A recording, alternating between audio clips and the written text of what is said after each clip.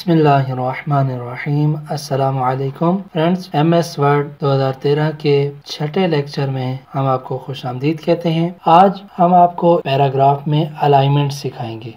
Alignment जैसे नाम से वाज़ेह है, यानी लाइनों को इधर उधर करना है, ऊपर नीचे करना है, तो किस तरह मसलन आप क्या सकते हैं। आप देखें ये हमारे पास अलाइनमेंट ऑप्शंस हैं। अगर आप इन पर माउस को ठहराएंगे तो ये खुद भी मसलन नाम सजेस्ट करेगा। ये देखें, ठीक है। आप इनके नाम देख सकते हैं, इधर ऊपर लिखा है अलाइन लेफ्ट, अलाइन राइट वगैरह। इनका मकसद ये है कि जैसे आप माइक्रोसॉफ्ट को ओपन करते हैं तो माइक्रोसॉफ्ट ओपन करने के बाद डिफ़ॉल्ट जो है अलाइनमेंट वो लेफ़्ट होती है, यानी हमारी तहरीर जो है हमेशा लेफ़्ट से शुरू होगी। क्योंकि ये एक इंग्लिश सॉफ्टवेयर है तो इसीलिए इसकी डिफ़ॉल्ट सेटिंग यही होती है। आप मसलन उर्दू में काम करना चाह रहे हैं और उर्दू लिख रहे हैं तो आप मसलन राइट से भी इस तरह क्लिक करके शो कर सकते हैं, या दोबारा आपको मसलन इंग्लिश के कुछ लफ्ज़ चाहिए लिखने तो उसे लेफ़्ट से भी कर सकते हैं। ये फ़कत यही क्या काम है, यानी लेफ़्ट और राइट पैरा करना चाहते हैं आप, मुकम्मल करना चाह रहे हैं तो सिलेक्ट करके लेफ़्ट और राइट कर सकते हैं। और इसी तरह सेंटर में भी आप अपने पैराग्राफ्स को रख सकते हैं। वैसे अमूमन आप जिस पैराग्राफ में होंगे वो पैराग्राफ क्लिक करने से मसलन अलाइनमेंट उस पर अप्लाई होगी, वरना दूसरा पैराग्राफ मसलन अलाइनमेंट उस पर अप्लाई नहीं होगी। इसके बाद आपने देखा कि हमारे ये जो पैराग्राफ है लेफ़्ट साइड से बिल्कुल एक ही लाइन में और ख़ूबसूरत सा लिखा हुआ है, जबकि राइट साइड पे देखें फोर्स एक जगह ख़त्म हो रहा है और एरोज़ जो है ज़रा आगे जाकर ख़त्म हो रहा है, और ये लफ्ज़ जो है उससे भी आगे जाकर और ये पीछे आ गया। हम चाहते हैं कि ये भी ज़रा खूबसूरत हो जाए, इसी तरह जिस तरह लेफ़्ट से एक लाइन में सीध में लिखा हुआ है इसी तरह ही राइट में भी इसी तरह हो। तो इसके लिए हमें करना क्या होगा, इसके लिए हम इसे सेलेक्ट करेंगे पैराग्राफ को और जाकर इसे जस्टिफाई कर लेंगे। जस्टिफाई का मतलब है यानी दोनों तरफ से आपकी तहरीर जो है बराबर रहेगी।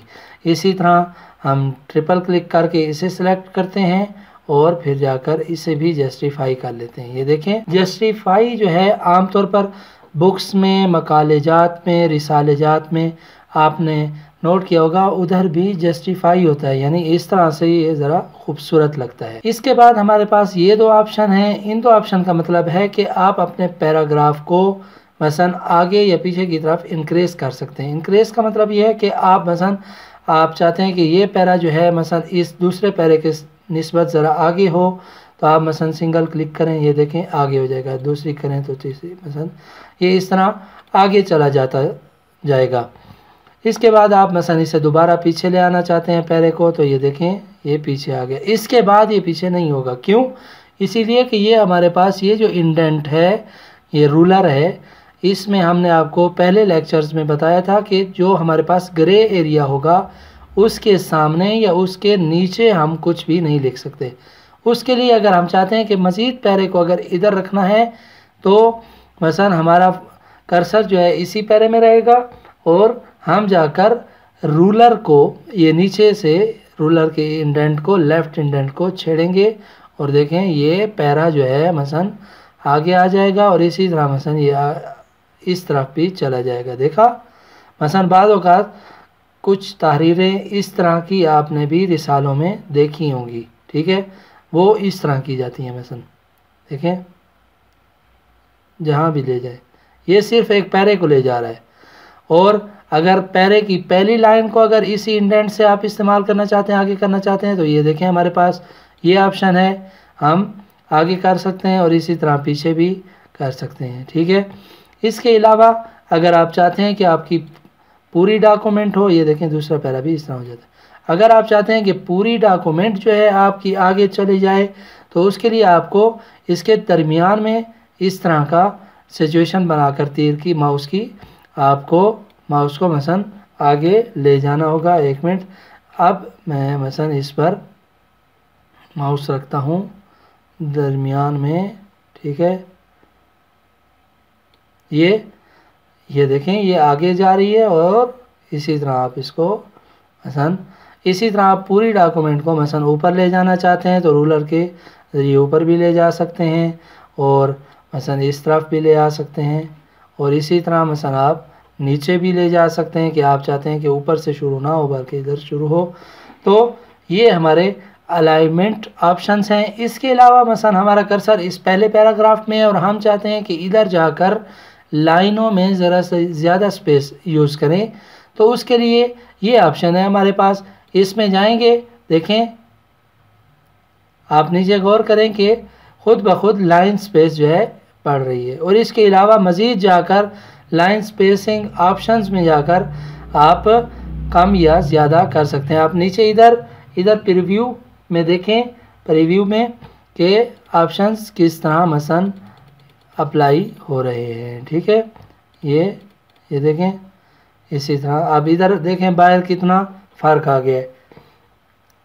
बहरहाल इसके बाद अब हम आपको बताते हैं कि इन दो का भी यही तरीका है कि मसलन आप राइट करना चाहते हैं डायरेक्शन अल्फाज की या लेफ़्ट करना चाहते हैं तो सिंपल कर सकते हैं। ठीक है, इसके बाद हमारे पास जो है ऑप्शन वो ये ऑप्शन है। इसमें हम आपको बताएंगे शेडिंग कर सकते हैं आप। ऊपर वाले पैराग्राफ को मैंने इधर से हाईलाइट किया है और दूसरे पैराग्राफ को मैंने इधर से शेड किया है।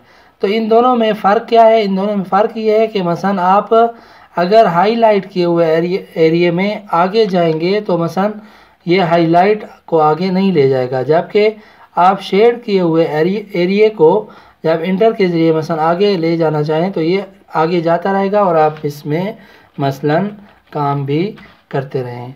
ठीक है, ये फ़र्क है फ़कत इस शेड और हाईलाइट एरिया में। और इसके बाद मसलन साथ वाला जो ऑप्शन है ये इसके ज़रिए से आप मसलन अपनी तहरीर को सेलेक्ट करें और बॉर्डर कर सकते हैं। इसमें मुख्तलिफ ऑप्शन है। आप मसलन फ़कत नीचे बॉर्डर रखना चाहते हैं या टॉप पे रखना चाहते हैं, साइड पे रखना चाहते हैं या राइट पे रखना चाहते हैं, या मसलन ऑल बॉर्डर रखना चाहते हैं, तो इस तरीके से मसलन आप इस पर अपनी कमांड्स अप्लाई कर सकते हैं। ये देखें, ये मैंने सेलेक्ट किया और इसे बॉर्डर कर दिया, मुकम्मल नहीं किया बल्कि ऑल बॉर्डर करता हूँ। ये देखें ऑल बॉर्डर हो गया। और इसी तरह ये देखें, ये दूसरे पे गया, तीसरे पे गया, ये चलता जाएगा। इसी तरह एंटर दबाने से ये नए बॉर्डर्स आगे क्रिएट करता जाएगा।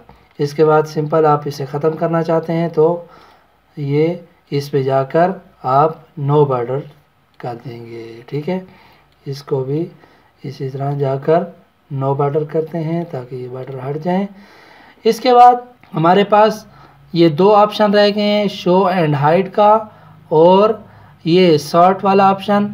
इंशाल्लाह हम इन्हें अगले लेक्चर में डिस्कस करते हैं। तब तक के लिए अल्लाह हाफिज़।